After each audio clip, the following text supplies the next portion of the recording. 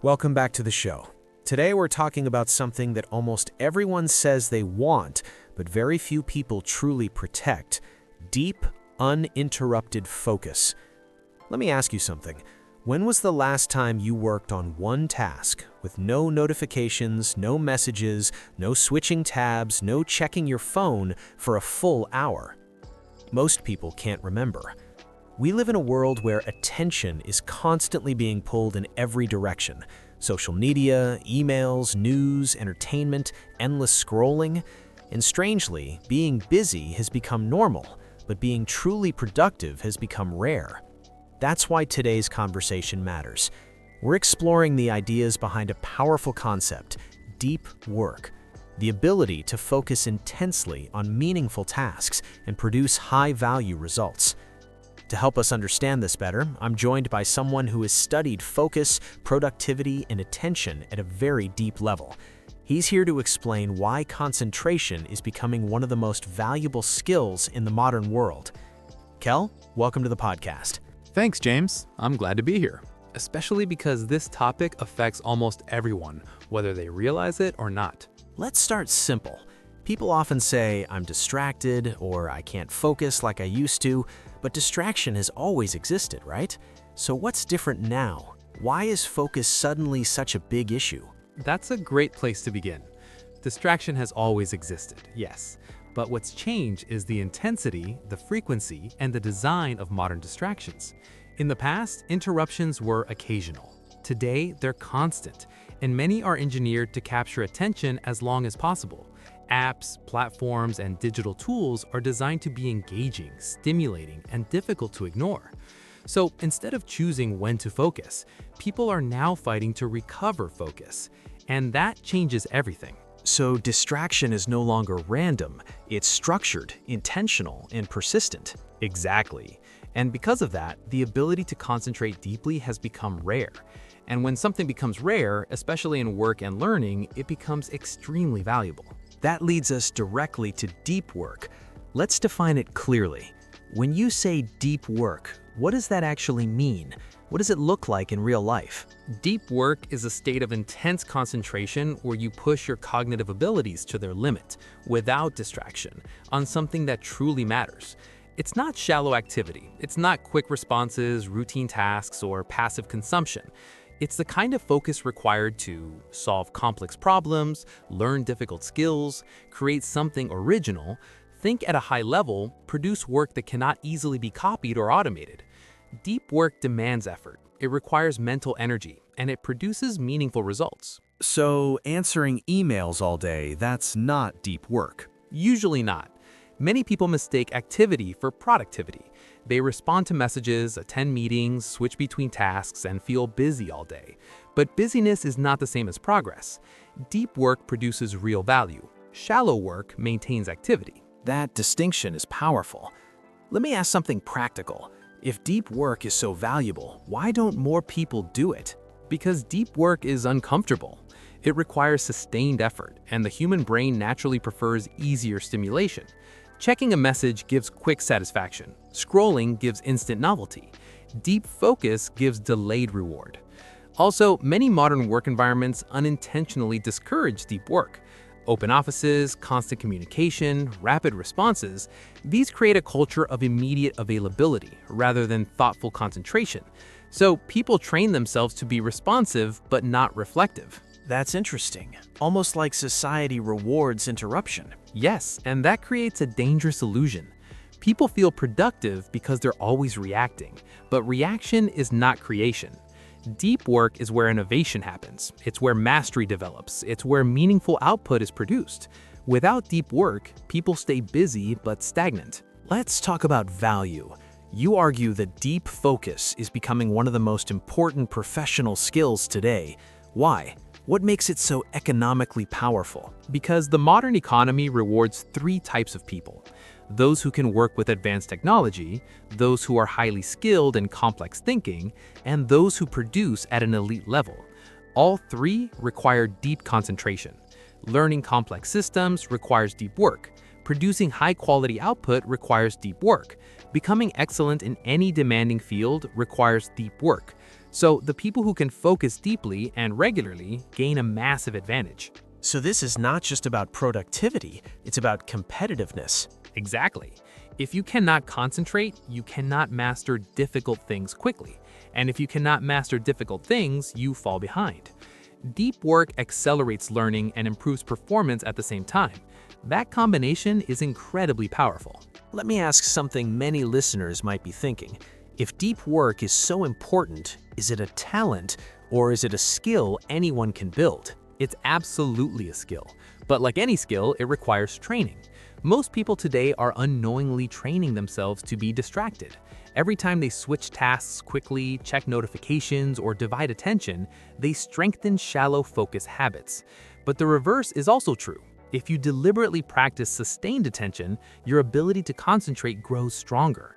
Focus is trainable. That's encouraging, but also challenging, because it means distraction isn't just happening to us, we're participating in it. Yes, attention is shaped by behavior.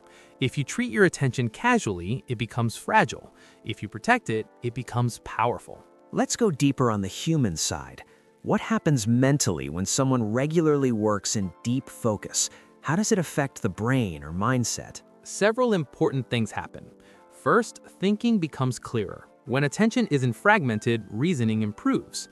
Second, learning becomes faster. Deep concentration strengthens memory formation. Third, work becomes more meaningful. When people fully engage with a challenging task, they often experience a sense of immersion, sometimes called flow. And flow is deeply satisfying. It produces a sense of progress, purpose, and fulfillment. So deep work isn't just productive, it's psychologically rewarding. That's fascinating. So deep focus not only improves results, it improves experience. Exactly. Shallow distraction often leaves people mentally exhausted but emotionally unsatisfied. Deep work requires effort, but it leaves people fulfilled. Before we close part 1, I want to ask one big picture question. If someone listening right now realizes they rarely experience deep focus, what is the first mindset shift they need to make? They need to stop treating attention as unlimited. Attention is a limited resource. It must be allocated deliberately. If you don't choose where your attention goes, something else will choose for you. So the first shift is this. Focus is not something you hope for, it's something you protect. That's a strong place to pause. Today we explored why deep focus matters, why distraction is rising, and why concentration is becoming one of the most valuable abilities in the modern world. Cal, thanks for a powerful start. Looking forward to continuing. And to everyone listening, if your attention is your most valuable asset, the real question is, who controls it? See you in part 2. Welcome back. In part 1, we explored why deep focus is becoming one of the most valuable skills in the modern world, and why distraction is no longer accidental, it's systematic. Today, we move from why to how, because understanding deep work is one thing, actually doing it is another. Cal, let me be honest. Many people listening probably agree that focus matters, but when they try to concentrate, their mind wanders, they feel restless, or they get the urge to check something every few minutes. Why is sustained focus so hard to maintain? Because most people are trying to focus with an untrained brain. We assume concentration is natural, like breathing, but deep concentration is more like physical strength. If you don't train it, it weakens.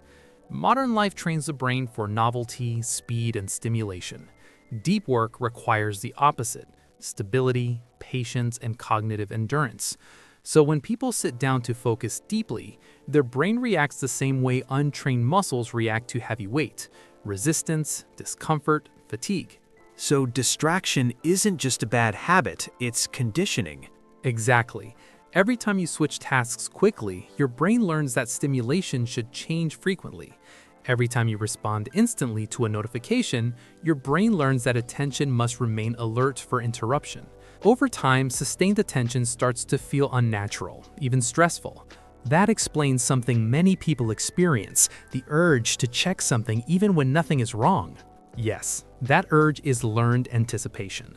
Your brain expects stimulation. When stimulation stops, it tries to restore it. That's why people check their phone without thinking. It's not a decision, it's a reflex. So if distraction is trained, focus must also be trainable. Let's talk about that training. How do people actually build deep work ability? The first step is very simple, but very uncomfortable. You must practice being bored. That sounds almost too simple. Why boredom? Because boredom is the gateway to depth. When you remove stimulation, no phone, no entertainment, no quick rewards, the brain initially resists. But if you stay with that quiet state, the mind stabilizes, attention settles, thinking deepens. If you constantly escape boredom, you never reach depth. So boredom isn't the enemy, it's the transition phase. Exactly. People who cannot tolerate boredom cannot concentrate deeply. They escape the moment focus becomes effortful. Training focus means staying with a task even when it feels slow, difficult, or unstimulating. Let's make this practical. Suppose someone wants to start building deep work today. What's the first structure they should create? They need scheduled focus blocks. Deep work rarely happens by accident. You must assign specific time for it. Protected, uninterrupted, intentional time. Even 45 to 60 minutes of real concentration is powerful if done consistently. Why scheduling instead of just focusing when possible? Because when possible becomes almost never. If focus is optional, distraction wins. If focus is scheduled, it becomes a commitment. Your brain also adapts to routine. When deep work happens at the same time regularly, concentration becomes easier to enter. So structure reduces resistance. Yes, structure removes decision fatigue. You don't ask, should I focus now? You already decided. Let's talk about environment. Many people try to focus in the same place where they scroll, chat, watch videos, and relax. Does physical space matter? Very much. Your environment trains your behavior through association. If a space is linked to distraction, your brain expects distraction there. Creating a dedicated deep work environment, even a small one, signals seriousness. It becomes a psychological cue. This is where focus happens. So the space becomes part of the habit. Exactly. Some people use a specific desk, others use noise isolation, minimal visual clutter, or even a consistent background sound. The key is consistency. The brain loves predictable patterns. Let's address interruptions, both external and internal. External interruptions are obvious, messages, noise, people. But internal interruptions, random thoughts, impulses, might be even harder. How do we manage those? You don't eliminate them, you manage them. A simple and effective method is capture without switching. When a distracting thought appears, something you need to do later, remember, or check, write it down quickly and return to the task. This reassures the brain that nothing is forgotten without breaking focus. So instead of acting on every thought, you store it. Yes, thoughts are not commands, they're signals. Deep work requires choosing which signals deserve action now and which can wait. Let's talk about duration. Many people believe they should focus for hours at a time and then feel like they failed when they can't. What's realistic? Quality matters more than length. Beginners may only sustain true deep work for 30 to 60 minutes. That's normal. Cognitive intensity is demanding. The goal is gradual expansion, like building endurance. Over time, capacity grows. But forced marathon sessions often produce mental fatigue without real depth. So consistency beats intensity. Always. Regular deep work builds neural efficiency. Occasional extreme effort builds exhaustion. Let's shift to something deeper, identity. Some people say, I'm just not a focused person. How much does self-belief affect attention? A great deal. If someone believes they're naturally distracted, they stop attempting sustained focus. Identity shapes effort. But attention is behavioral, not genetic destiny. When people repeatedly practice concentration, their identity changes naturally. They stop saying, I can't focus, and start saying, I train focus. That's powerful. Focus as a discipline, not a personality trait. Exactly. Deep work is not who you are. It's what you do repeatedly. Before we close part 2, let's summarize practical steps someone can implement immediately. If you had to give a simple starter framework, what would it be? Here's a clear starter system. Schedule one daily focus block, 45 to 60 minutes. Remove all distractions before starting. Work on one cognitively demanding task. Capture intrusive thoughts without acting on them. Stop when the session ends, don't overextend. Repeat daily. Consistency builds capacity. Clear, practical, realistic. Today we learned that deep focus is not just about willpower alone. It's about training attention through structure, environment, and repetition. In Part 3, we'll explore something many people struggle with: digital life. Technology is everywhere, so how do we use it without letting it control our attention? Cal, thank you again. Looking forward to the next conversation. And to everyone listening, if focus is a skill, today is a perfect day to start training. See you in Part 3. Welcome back. So far, we've talked about why deep focus matters and how to train your brain to sustain attention. But now we're going to face the biggest challenge of all: technology. Because even if someone trains focus, even if they schedule deep work, even if they build the right environment, they still live in a world designed to interrupt them. Kel, let's start with a simple but uncomfortable question. Is modern technology helping our productivity or quietly destroying our ability to think deeply? Both, but for most people it's doing more harm than good. Technology itself isn't the problem. The real issue is uncontrolled adoption. People use tools without asking what those tools are doing to their attention, time, and mental clarity. Convenience is attractive, but convenience often carries hidden cognitive costs. So the problem isn't technology, it's unintentional technology use? Exactly.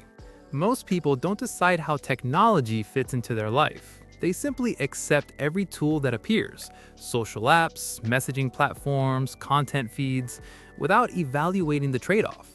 Each tool demands attention. Each notification fragments focus.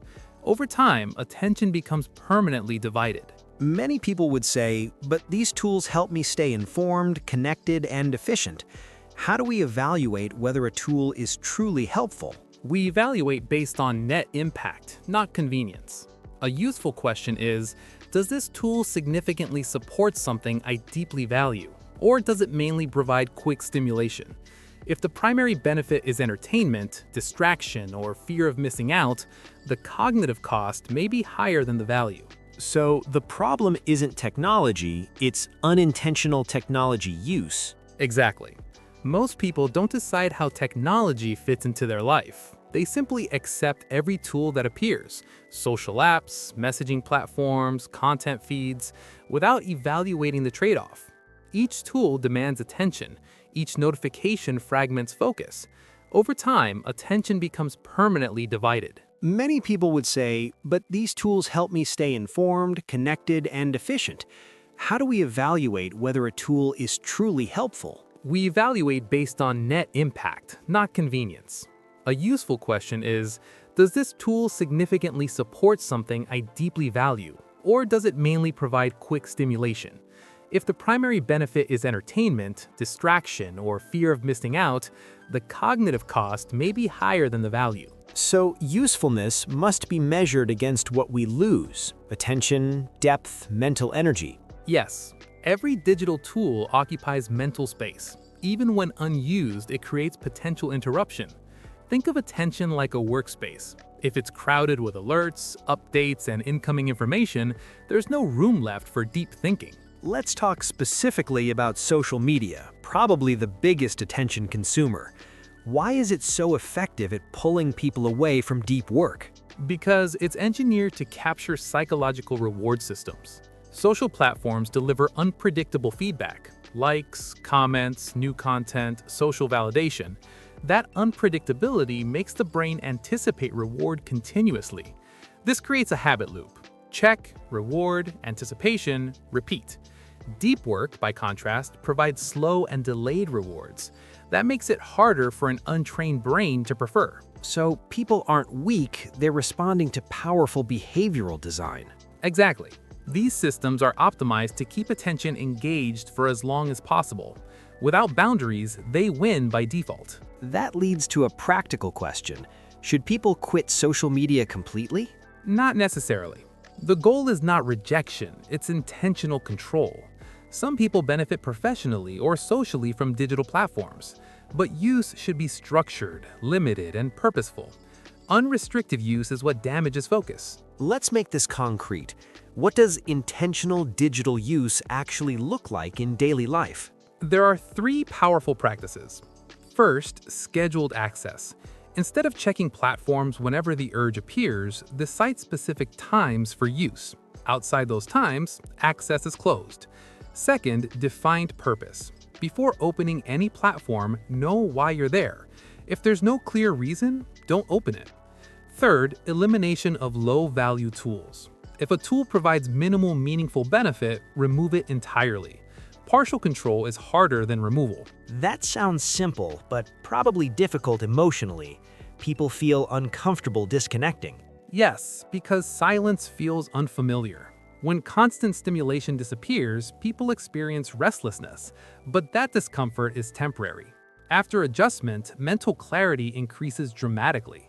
Many people discover they think more clearly, feel calmer, and complete more meaningful work. Let's talk about something many listeners struggle with, the just one quick check habit. You plan to focus, but you check something briefly, and suddenly 20 minutes disappear. Why is this so common? Because attention switching has hidden recovery time. When you shift from deep thinking to quick digital interaction, your brain doesn't instantly return to full depth. Residual attention remains with the interruption. Even a short check fragments cognitive momentum. Deep work requires continuous mental immersion. Interruptions break that immersion, and rebuilding it takes time. So interruption cost is much larger than interruption duration. Exactly. A 1-minute check can cause 10 to 15 minutes of reduced cognitive intensity afterward. That's why protecting uninterrupted time is essential. Let's explore a more radical concept you often discuss: digital minimalism. What does that mean? Digital minimalism means using technology in a way that directly supports what matters most, while removing everything else. It's not about using less technology randomly. It's about aligning technology with values. You deliberately choose a small number of high-value tools and ignore the rest. So instead of asking, "What should I stop using?" you ask, "What truly deserves my attention?" Exactly.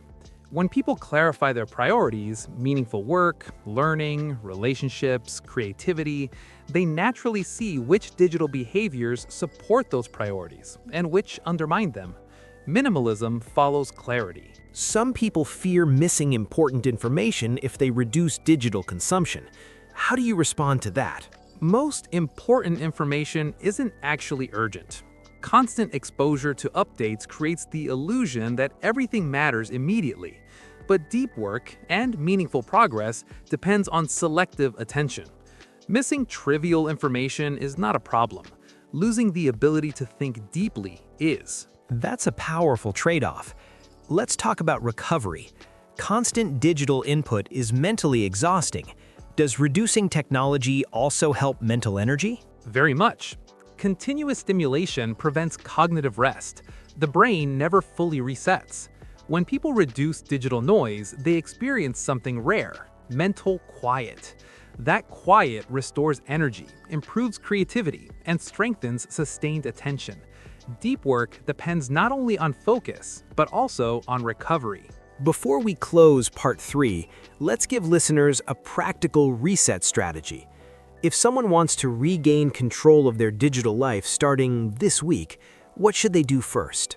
A simple but powerful experiment. Try a 30-day digital reset. Remove all optional digital tools and platforms, anything not essential for work or necessary communication. During those 30 days, observe what you actually miss. Notice how your attention changes. Reintroduce only tools that provide clear, meaningful value. This resets your relationship with technology from reactive to intentional. That sounds less like restriction and more like redesigning your attention. Exactly. You're reclaiming control of what enters your mind. Today, we explored how technology shapes attention, often invisibly, and how intentional use restores focus, clarity, and control. In Part 4, we'll bring everything together. We'll talk about building a full lifestyle that supports deep work long-term, not just as a productivity method, but as a way of living and thinking. Cal, thank you again. Always a pleasure. And to everyone listening, your attention is your most valuable resource. Protect it carefully. See you in the final part. Welcome back to the final part of our series. Over the past episodes, we explored why deep focus is rare, how to train attention, and how to control technology instead of letting it control us. But today, we're stepping back to see the bigger picture. Because deep work isn't just a productivity technique, it's a way of living. Cal, let me ask you something fundamental. Is deep work something people do or something people become? That's a powerful distinction, and the answer is both. At first, deep work is a behavior. You schedule it, practice it, protect it, but over time, it becomes part of your identity. You become someone who values depth, clarity, and meaningful effort. Eventually, you don't force deep work. You naturally prefer it. So it evolves from discipline into personality. Exactly. Just like physical training shapes the body, sustained focus shapes the mind.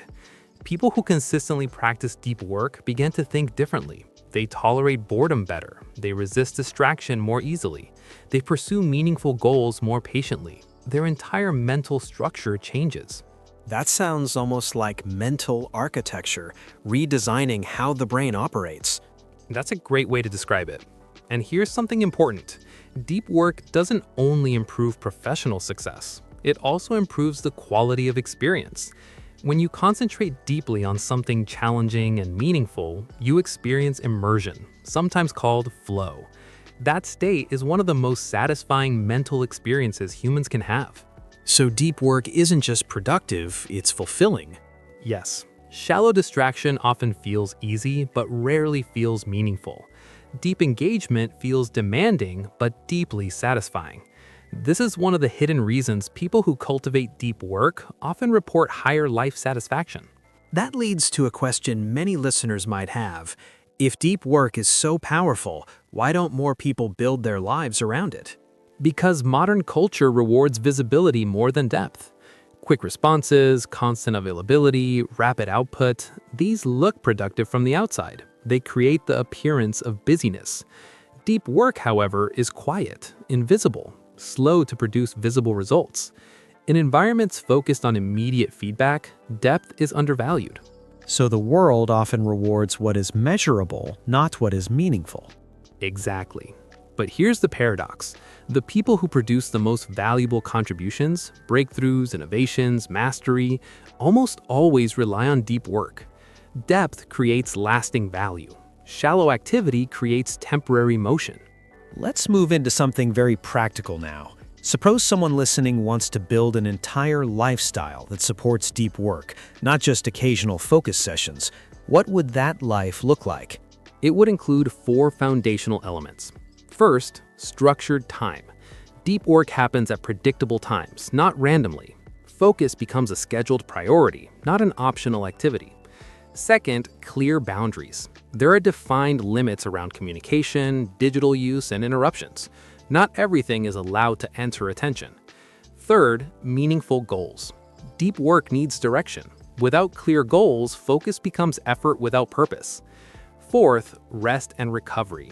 The brain cannot sustain depth continuously. High-quality rest is essential, including downtime without stimulation.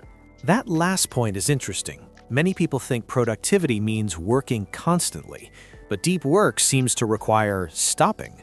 Absolutely. Intense concentration consumes mental energy. Without recovery, cognitive quality declines.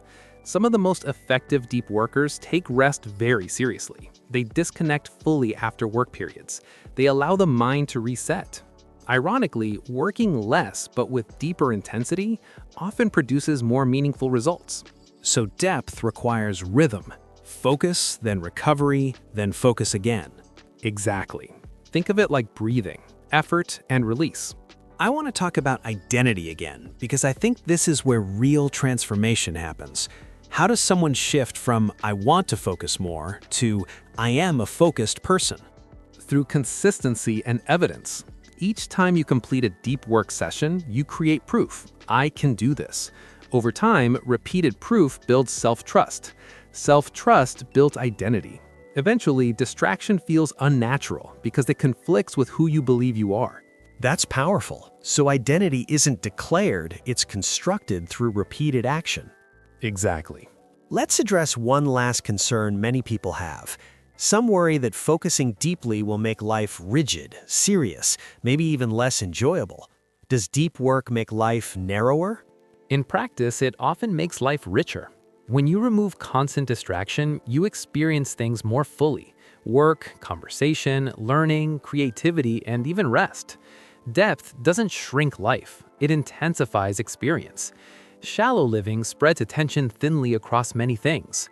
Deep living allows you to fully experience fewer things, but more meaningfully. That's a beautiful distinction. Before we close, I'd like you to leave listeners with one final message. If someone remembers only one idea from everything we discussed, what should it be? Your attention is not just a tool, it is the foundation of your life. What you focus on repeatedly shapes your skills, your thoughts, your opportunities, and ultimately your future. Protecting attention is not a productivity strategy, it is a life strategy. That's the perfect way to end. Over this series, we explored how rare focus has become, why it matters, how to train it, how to defend it from digital overload, and how to build an entire life around meaningful concentration. If you've been listening from the beginning, thank you for taking this journey with us. And if this conversation sparked curiosity in you, remember, what we shared here is only an interpretation, a discussion, a guided exploration. The full depth of these ideas is something you can only experience by engaging with the original work yourself. Nothing replaces direct reading and reflection. And more importantly, nothing replaces practice. Well said. To everyone listening, protect your attention, pursue depth, and build something meaningful with the time you have. This is James, and on behalf of Cal and our entire podcast, thank you for being with us. We'll see you in the next conversation. Goodbye.